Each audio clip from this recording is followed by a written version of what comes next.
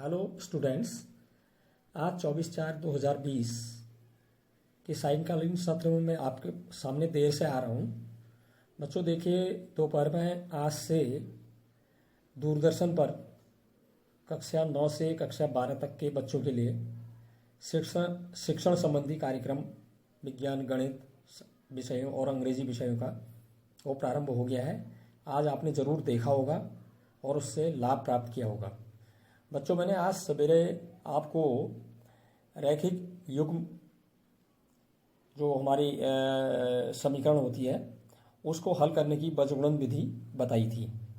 पूरी step wise मैंने आपको स्टेप वाइज बताई किस तरह से हम उनको सरलता से बीजगणित विधि से हल कर सकते हैं।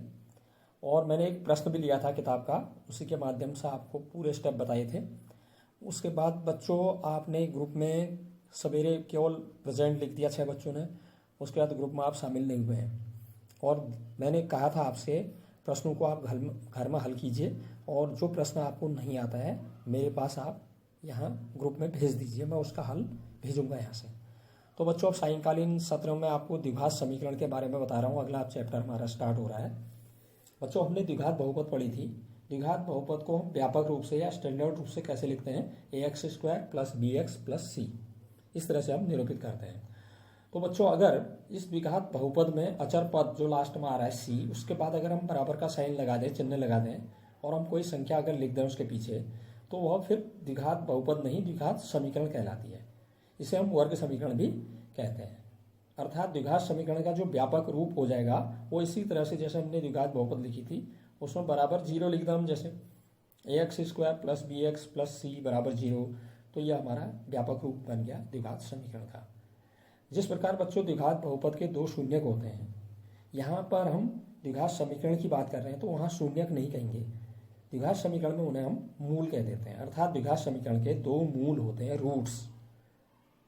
अतः यदि किसी समीकरण में उच्चतम घात 2 होती है तो उसे हम द्विघात समीकरण या वर्ग समीकरण कहते हैं। बच्चों, इससे संबंधित प्रश्नावली 4.1 का एक प्रश्न है, पहला सवाल। इसमें हमें जांच करनी है कि क्या निम्न द्विघात समीकरण है। मैं इसमें आपके सामने 2 खंड ला रहा हूँ हल करके, पहला खंड और तीसरा खंड, दोनों अलग अलग तरह के हैं। तो पहला खंड ले रहा हूँ मैं, जैसे यह है x + 1 का होल स्क्वायर = 2 ब्रैकेट में x - 3। पहले हम दोनों पक्षों में यहाँ पर हल करेंगे।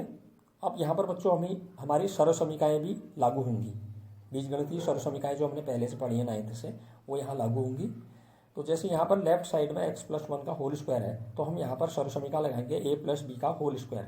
a की जगह हमारा x है, b की जगह 1 है, तो a + b का whole square a = a² + 2 × a × b + b² ये होता है। तो इसी तरह से हमने इसको विस्तार कर दिया इसका, x² + 2 × 1 × x + 1 का स्क्वायर। तो मैं यहाँ सीधे लिख रहा हूँ x² प्लस मध्य का पद गुणा करके 2x आ गया +1 = राइट साइड में ब्रैकेट खोल दो, बाहर के नंबर से मल्टीप्लाई कर दो अंदर, 2 से x मल्टीप्लाई हुआ 2x और -2 3 जा 6। अब हमने क्या किया, जो राइट हैंड साइड में 2x - 6 है उसका पक्षांतर कर दिया, उसको भी हम लेफ्ट में ले आए। जो लेफ्ट में था वो तो लेफ्ट में रहा और दाईं तरफ वाले को पक्षांतर कर दिया, चिन्ह बदल दिए। x² + 2x + 1 ये था लेफ्ट में, माइनस का 2x हो गया यहाँ आके और प्लस का 6 हो गया, = यहाँ कुछ नहीं बचा, माने 0। तो इस तरह से हमारा देख रहे हैं हम 2x से 2x कैंसिल आउट हो गया, प्लस का है माइनस का है। अब हमारे पास बच गया x² + 1 + 6 7 = 0। तो बच्चों, जब हमें सरल करके यहाँ पर यह समीकरण x की 2 घात के रूप में प्राप्त हो रही है, मतलब यहाँ पर हमारी जो चर x है उसका अधिकतम घात 2 प्राप्त हो रही है, अतः यह द्विघात समीकरण है। यही हमें जांच करनी थी। अब मैं तीसरा खंड बता रहा हूँ आपको। यह हमें जो सवाल दिया है x - 2 × x + 1 = x - 1 × x + 3। तो अब बच्चों दोनों तरफ जो है ब्रैकेट मल्टीप्लाई होंगे, x × x + 1 -2 × x + 1, ये लेफ्ट साइड में कर लिया हमने, बराबर x × x + 3 -1 × x + 3। अब इनको मल्टीप्लाई कर देंगे, ब्रैकेट खोल देंगे अंदर, तो ये लेफ्ट साइड में x² + x -2x -2, right side में बराबर के बाद आ गया x² + 3x -x -3। अब हम राइट साइड वाले का फिर यहाँ पक्षांतर कर देंगे लेफ्ट साइड में और उसके बराबर 0 रख देंगे। तो x square plus x minus two x minus two, ये तो था ही लेफ्ट में, हम इधर वाले को भी लिया, इधर माइनस का एक्स स्क्वायर माइनस का 3x और प्लस का x और प्लस का 3 is equal to 0। X square plus का और माइनस का कैंसिल आउट हो गया। तो बच्चों यहाँ पर 2x बच रहे हैं, तो हमारे पास x और x दोनों ऐड होकर के, और माइनस के 5x बच रहे हैं, प्लस के 2x और माइनस के 5x, और एक माइनस का 2 और प्लस का 3 बच रहा है, तो प्लस के 3 में से माइनस का 2 कम हो गया, प्लस का 1 is equal to right side में 0। ठीक, अब ये आ गया माइनस का 3x plus 1 is equal to 0। अब बच्चों यहाँ पर हम देख रहे हैं चर जो x था उसकी अधिकतम घात 1 आ रही है, 2 नहीं आ रही है। तो यहाँ पर चर x की अधिकतम घात 2 नहीं है, अतः यह द्विघात समीकरण नहीं होगा। अब बच्चों इसी प्रश्नावली का दूसरा प्रश्न बताऊंगा। यहाँ पर हमें क्या करना है, हमें कुछ कथन दिए गए हैं प्रश्न में, प्रश्न दिया हुआ है, उसमें शर्तें दी गई हैं, उसको हम किस तरह से समीकरण के रूप में लिखते हैं ये हमें यहाँ बताना है। मतलब हमें ज्ञात करने वाली राशि को सबसे पहले हम x के रूप में मान लेंगे, जो हमें ज्ञात करना है उसको x मान लेंगे चर के रूप में।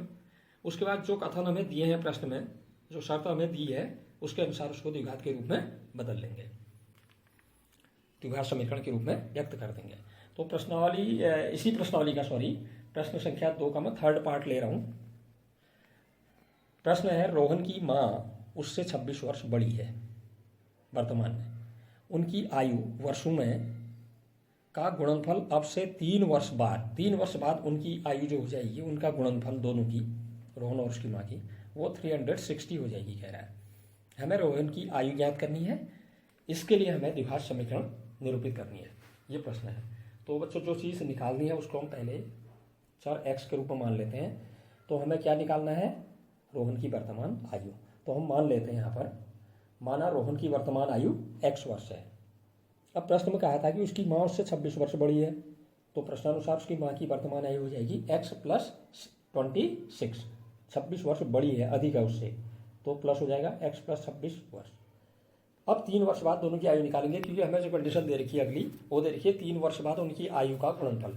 तो 3 वर्ष बाद रोहन की आयु कितनी हो जाएगी, प्लस 3 ऐड कर दोगे वर्तमान आयु में, x प्लस 3 वर्ष, और उसकी माँ की वर्तमान आयु x प्लस 26 थी, उसमें 3 ऐड कर दोगे, उसकी 3 वर्ष की बाद की आयु हो जाएगी। तो 3 वर्ष बाद उसकी माँ की आयु x प्लस 26 प्लस 3, तो इसको हम और सरल कर सकते हैं, x प्लस 29 हो जाएगा, 26 और 3 ऐड हो गए।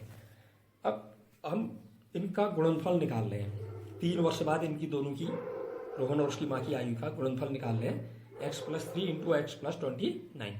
पहले ब्रैकेट का पहला पद x इंटू दूसरा ब्रैकेट पूरा, फिर प्लस पहले ब्रैकेट का दूसरा पद इंटू दूसरा ब्रैकेट पूरा, अंदर मल्टीप्लाई किया हमने, x ब्रैकेट में x प्लस 29 प्लस 3 ब्रैकेट में x प्लस 29, हमने ब्रैकेट के अंदर खोल लिया, इसको मल्टीप्लाई करके सरल कर लिया, x square plus 29x plus दूसरे ब्रैकेट में गुणा किया 3 से, 3x प्लस 87।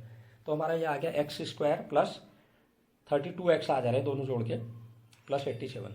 लेकिन प्रश्न वाले ने ये कहा था बच्चों कि इनका गुणनफल 360 है, तो प्रश्नानुसार इसको हम 360 के इक्वल रख देंगे, x square plus 32x plus 87 is equal to 360।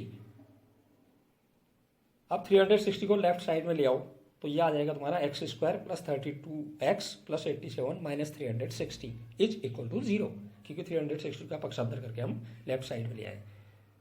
तो x square plus 32x minus 273 आ गया, 360 में से 87 घट गया, माइनस के ज़्यादा है, माइनस का 273 बच गया बराबर 0। तो हमारी ये जो समीकरण के रूप में हमें द्विघात समीकरण के रूप में व्यक्त करना था, द्विघात समीकरण हमारी आ गई x square plus 32x minus 273 is equal to 0। बच्चों मैं एक साथ इतना नहीं बता रहा हूँ, आगे के प्रश्न आप घर में देखिए और जरूर गृह कार्य मुझे दिखाइए, जहाँ पर नहीं आता है पूछिए।